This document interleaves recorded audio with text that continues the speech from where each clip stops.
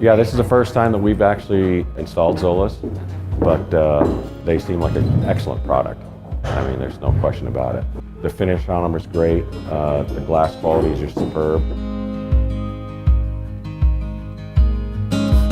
It was a learning curve, but now that we've gone through it on one project, it'll definitely go really smooth in the future for sure, because now we know what to look for and what to expect and how to actually install them ourselves. So, yeah.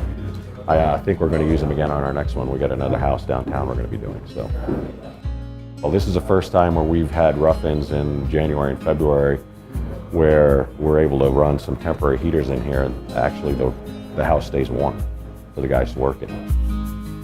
I think in the long term, the owner definitely is going to save money. I mean, yeah, you get the upfront costs because they are a little expensive, but they definitely are going to be more energy efficient for sure.